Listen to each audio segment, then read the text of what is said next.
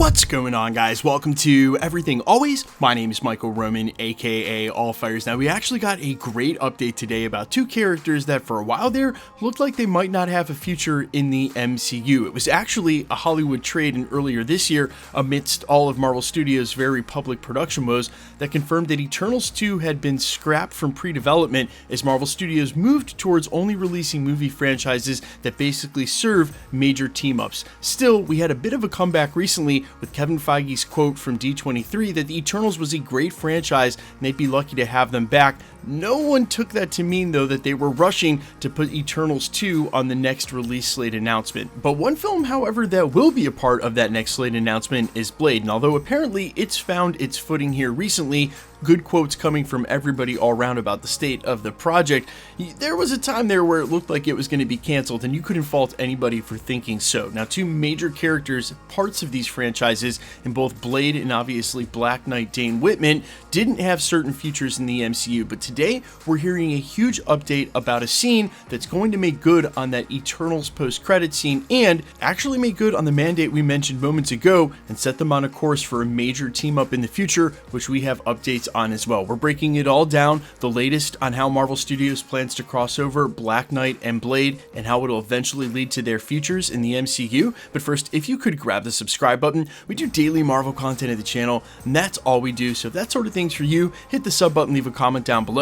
That automatically enters you to win our ongoing PS5 giveaway. Plus, we're going to do some other giveaways in December for the holiday season. Again, all you got to do be sub, leave a comment if you want, stick around at the end of the video. We get into all the giveaway stuff again there. Okay, so today's scoop actually comes from the editorial The Cosmic Circus from writer and industry insider Alex Perez, who, when asked point blank about what's going on with the Eternals and whether or not we'll ever see Dane Whiteman in the future of the MCU, had to say this: Dane's goal right now is to try and save Cersei, but he's desperate and has no idea what to do, which is what leads to the post-credit scene in Eternals.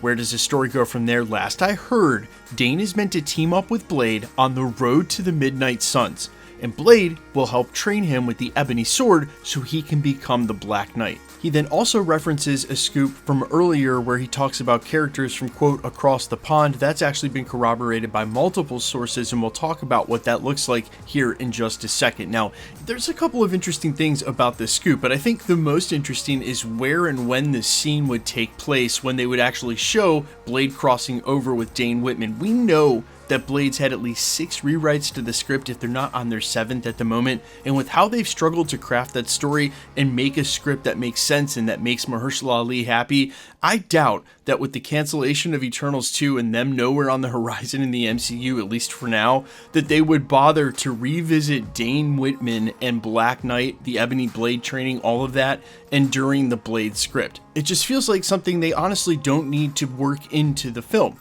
Well, unless the film's whole point is setting up the Midnight Suns. And that's where we have to refer to a scoop that's just 2 or 3 weeks old at this point, where industry insider and trusted source Daniel RPK indicated that they are fast-tracking the Midnight Suns film. And I think that coincidentally, hearing that news alongside the news that Blade might also start filming next year, quietly together, it makes it seem like one serves the other. And so you could see where if they decided to make Blade a film in service of the Midnight Suns team up, basically say, look, we're going to do something different, we're going to keep it current, maybe even have Blade in the role of assembling the Midnight Suns, then it's very easy to see how there's a Dane Whiteman crossover in that film that would basically be featuring characters we've already seen before, like in Werewolf by Night, and that definitely would have the effect of differentiating this Blade film from the ones that came before it, because he would be directly connecting with other superheroes in a much bigger world. Still, I don't think this is what you need to do in the first Blade film. Just hire Chad Stahelski, the guy who made the John Wick movies, to direct it.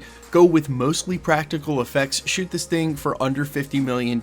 Let it crank out $500 million or more, and then it's wins all round. Then you can get to the Midnight Suns. Still, it is good to hear that Dane Whiteman will be showing up as Black Knight, and you can count him in amongst the roster of the Midnight Suns. Again, it is only weeks old at this point, and from one of the most trusted sources, that the Midnight Suns has been fast-tracked, and we can expect that film in the coming years on a release slate for Marvel Studios. Now, getting back to what he was referring to with earlier scoops, and again, we've heard this from multiple sources, that Marvel Studios may develop something like an Excalibur TV show to revisit some of the characters that are from London that we were first introduced to in Secret Invasion.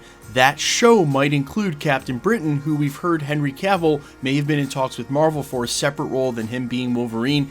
Even though I think, personally, he should just stay Wolverine, it seems like Hugh Jackman may be hanging around, and obviously, if there's a future Wolverine and Deadpool 2 on the horizon, you can see why recasting a Wolverine wouldn't make any sense if Hugh Jackman will be back for that second installment with another Deadpool Wolverine movie, which has been the rumor as of late, and I wouldn't be surprised at all if Marvel fast-tracked that as well, because it is a business, and it's obviously been one of the most successful Marvel movies in a long time, probably since No Way Home. But you guys let me know all your thoughts down below, how you feel about Dane Whiteman coming back, Black Knight on the Midnight Suns, and if you were filling out that roster for who you'd want to see in the MCU, who you got. I'm all ears as always. Quickly, let's get into the giveaway stuff before I let you go.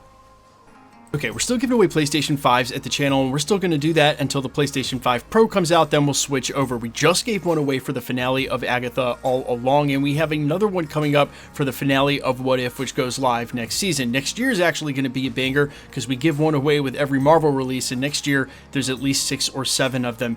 If you want to be entered to win for any of the other giveaways we do, say through the holiday season, all the same rules will always apply. It's super simple. All you got to do is be a subscriber, so hit the sub button, then leave a comment down below. Because it's truly random, the more videos you comment on, the better chance you have of winning. All winners will always be announced at the end of videos in the same segment we're doing here, live with my voice, and a winning comment when there is one shown on screen. So please be safe and vigilant on YouTube, really any platform. If you should get a comment from an obvious spammer using some content creator's photo trying to claim that you've won a prize, but then wants your information on third-party app, never ever give them your information. That is so unsafe. It's just a ruse. They're all just trying to get you to pay for shipping for a prize that doesn't exist. Keep in mind, no content creator, myself included, will ever charge you for shipping if you should win something. That's kind of part of the deal. It'd be hilarious if we did that. We would never do that, so please be safe and vigilant. If you should get a spam comment like that, and unfortunately, they're still all over the platform, even though they've left my channel alone for a while. If you should get a comment like that, simply report it directly to YouTube. I guarantee you that the content creator, the YouTuber, already knows,